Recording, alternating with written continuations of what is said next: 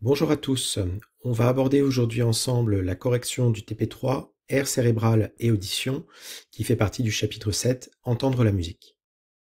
Quelques mots de contexte pour commencer. Premièrement, vous avez vu dans la première activité que les vibrations mécaniques, dues aux ondes sonores, vont stimuler ce qu'on appelle des cellules ciliées de la cochlée et de l'oreille interne, qui vont donc émettre un message nerveux qui va à son tour être transmis par le nerf auditif au niveau du cerveau. Vous savez également qu'il existe des régions spécialisées du cerveau qui réceptionnent ces informations, informations qui proviennent des organes des sens, et que certaines aires de ce cerveau, elles vont s'activer lors d'émotions, par exemple. C'est ce qu'on appelle les aires du système de récompense. Donc, le principe du TP est le suivant. À partir de l'analyse d'imagerie d'IRM fonctionnelle, on va déterminer quelles sont les régions du cerveau qui interviennent dans la perception d'un son et également les aires cérébrales qui sont activées pendant l'écoute d'une musique. Pour bien comprendre où sont situées ces aires cérébrales, il nous faut nous arrêter sur cette première image qui était disponible dans votre TP. Alors, le cerveau, c'est un organe qui fait à peu près 1,3 kg en moyenne. Il baigne dans ce qu'on appelle le liquide céphalorachidien, qui va protéger en fait le cerveau à l'intérieur de la boîte crânienne. C'est un des organes les mieux protégés du corps. Ce cerveau est formé de deux hémisphères cérébraux, le droit et le gauche, qui sont réunis par ce qu'on appelle un corps calleux, c'est un réseau de fibres, et également par une petite partie tout en dessous qu'on appelle le cervelet, qui est une sorte de petit cerveau archaïque et qui est responsable en fait de l'équilibre. Pas seulement, mais on s'en arrêtera là pour vous. Le nutriment principal qui est utilisé par le cerveau, c'est le glucose. Et donc c'est un organe qui est très vascularisé et donc par conséquent qui est très oxygéné. Et vous allez voir que ça a son importance dans le logiciel que nous allons utiliser tout à l'heure. Chacun de ces hémisphères cérébraux est divisé en 4 lobes différents. Le premier lobe qui est situé à l'avant du cerveau, c'est le lobe frontal. Celui-ci va être responsable du raisonnement, des fonctions du langage, de la coordination motrice volontaire. À l'arrière, on va trouver le lobe occipital. Ce lobe occipital va permettre notamment l'intégration des messages. Au-dessus, on va trouver le lobe pariétal, qui est le siège de la conscience du corps et de l'espace environnant. Et enfin, le lobe qui va nous intéresser plus particulièrement aujourd'hui, c'est le lobe temporal, qui est lui le centre de l'audition, de la mémoire et des émotions. Également, pour bien comprendre ce qu'on va réaliser aujourd'hui, vous avez besoin de comprendre ce que c'est que l'imagerie par résonance magnétique. Donc l'IRM, c'est une technique d'imagerie médicale qui permet d'obtenir des visualisations d'un organe, notamment le cerveau, en 2 dimensions ou en 3 dimensions, de façon complètement non invasive.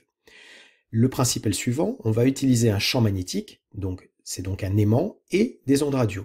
Il n'y a donc aucune radiation ionisante, comme les rayons X qui sont utilisés pour une radio classique, et donc on est bien sur une technique d'imagerie qui est non invasive. Cette IRM, elle va reposer sur 2 choses. La première, une imagerie qu'on appelle l'IRM anatomique. Cette IRM anatomique, elle va permettre d'obtenir des images du corps grâce au fait qu'il y a des nombreux atomes d'hydrogène à l'intérieur de nos organes, notamment dans l'eau. Quand on place ces atomes dans un champ magnétique, donc dans un aimant, tous ces atomes d'hydrogène, ils vont s'orienter dans la même direction, puis ils vont être excités par des ondes radio pendant une très petite période, et c'est ce qu'on appelle en fait de la résonance. Quand on va arrêter cette stimulation radio, les atomes vont restituer l'énergie qui est accumulée en produisant tout simplement un signal, et c'est ce signal qu'on va traiter de façon informatique et qui va nous restituer une image telle que celle qu'on peut voir en fait ici. Donc c'est une image en noir et blanc sur laquelle on peut essentiellement distinguer les structures de l'organe qui est observé. Deuxième partie, l'IRM qu'on appelle fonctionnelle. Cette IRM-là, elle va permettre de repérer à l'intérieur du cerveau des zones qui sont plus ou moins actives selon le flux sanguin. La règle est la suivante. Plus une zone du cerveau est active, plus elle a besoin de dioxygène et donc de nutriments comme le glucose. Et par conséquent, ça signifie que le flux sanguin à l'intérieur va être de plus important.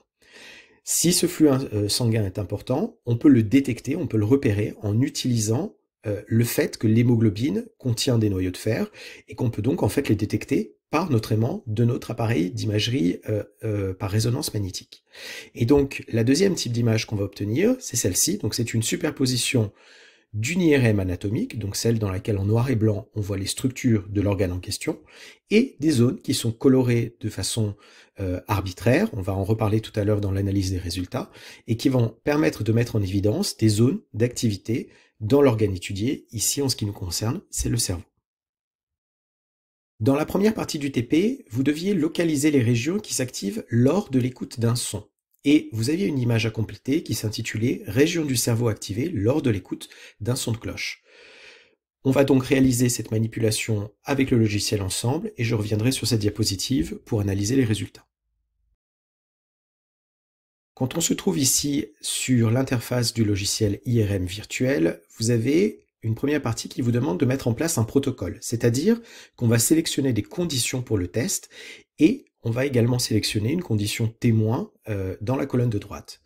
Donc la première condition que je vous ai demandé d'évaluer, c'est une condition dans laquelle le sujet va entendre et on va cocher le sujet entend un son de cloche. La condition du témoin, c'est que le sujet est immobile dans le silence et dans le noir. Et on va lancer notre IRM.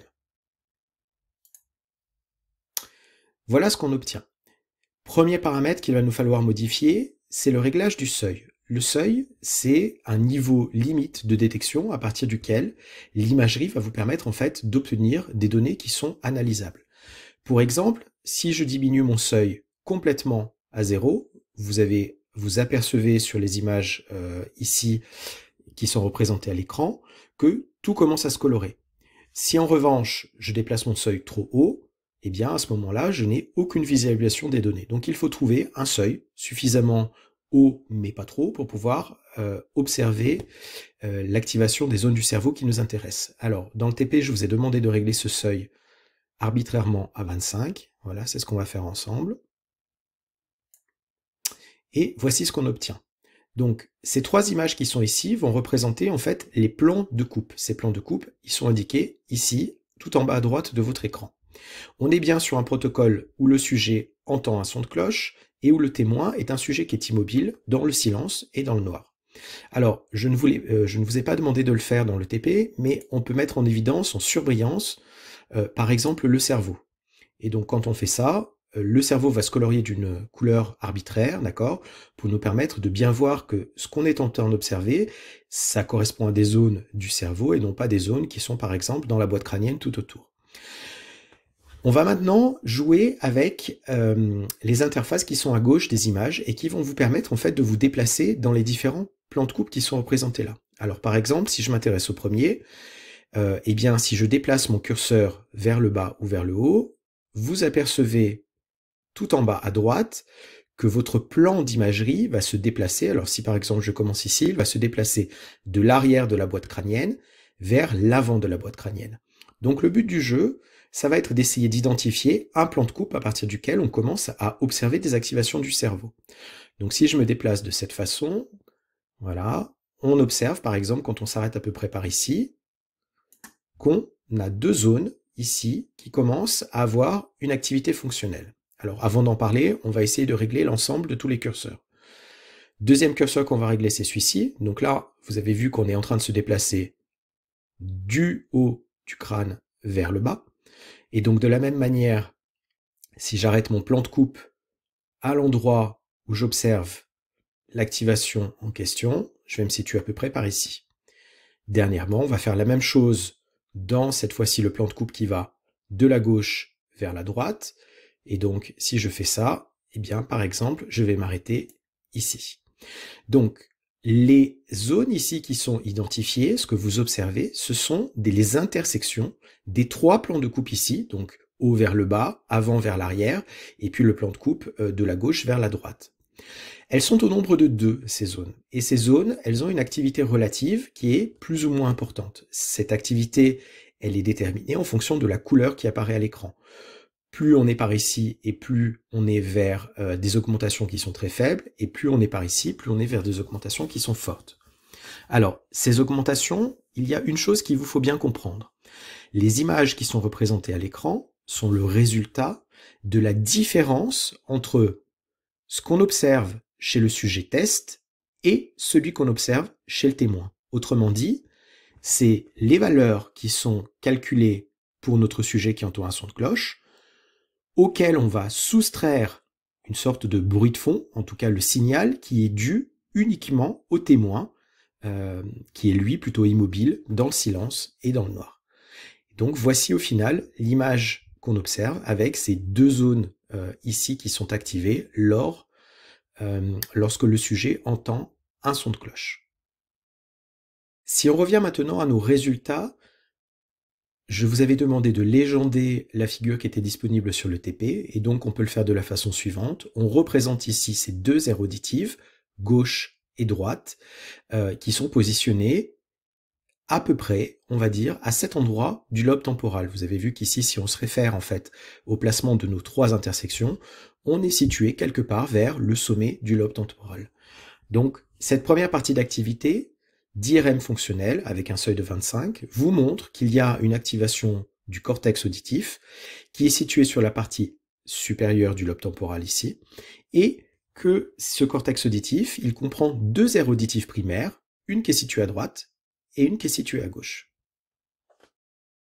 Deuxième partie, on vous demandait pourquoi Raphaël n'éprouvait plus d'émotion lorsqu'il écoute de la musique à l'aide des deux techniques d'imagerie médicale.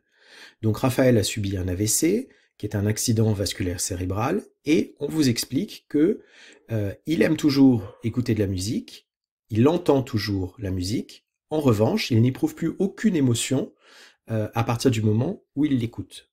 Alors, le principe est le suivant, on va comparer donc les images qui sont issues du cerveau activé lors de l'écoute d'une musique joyeuse chez un sujet sain, un sujet normal, et les images qui sont observées chez ce patient, donc chez Raphaël. Alors, si on se concentre en fait sur les aires auditives qu'on a mises en évidence dans la partie précédente, on se rend compte que ces aires auditives, elles sont bien présentes chez le sujet témoin, mais aussi chez Raphaël, d'accord ? En revanche, quand on commence à s'intéresser à la deuxième aire qui est représentée ici par cette zone qu'on appelle les amygdales, eh bien, on se rend compte que cette zone d'activation, elle est absente chez Raphaël. Donc l'idée, c'est de montrer qu'en fait, on peut y mettre l'hypothèse que l'absence d'activation des aires de l'amygdale, ça permet d'expliquer l'incapacité à éprouver des émotions. Et donc, on peut sans doute penser que ces aires, elles ont été touchées par l'accident vasculaire cérébral. On confirme cette explication par le document numéro 4, qui vous donne que l'amygdale, c'est une zone du cerveau qui s'active lors d'une émotion intense, le plaisir, la joie, la peur. Et donc, si cette zone ici du cerveau, elle est touchée, eh bien, quel que soit le stimulus, ici un stimulus auditif, eh bien, cette zone-là ne sera pas activée et donc, on n'aura aucune émotion à cet endroit-là. Pour conclure, qu'est-ce qu'on peut apprendre de ce TP ? L'audition repose donc sur certaines aires cérébrales qui sont spécialisées. Donc si on met ça en relation avec l'activité 1 que vous aviez fait précédemment, le message nerveux auditif est donc transmis à cette aire spécifique du cortex cérébral dans le lobe temporal. C'est ce qu'on appelle l'aire auditive primaire. Cette aire cérébrale, elle est associée à d'autres aires spécialisées et elle va traiter l'information qui est portée par un message nerveux et elle va donc permettre l'interprétation de l'univers sonore sur laquelle est fondée la perception en cours. Soit ça peut être la reconnaissance des voix, soit la mélodie d'une musique, soit l'identification de sons ou de bruit. Donc ce schéma qui est issu de votre livre récapitule un petit peu ça. Donc le traitement par l'oreille externe, moyenne et interne, la conversion au message nerveux, et puis ensuite l'interprétation au sein du cortex auditif primaire de ces informations-là dans l'aire auditive. Merci et à bientôt.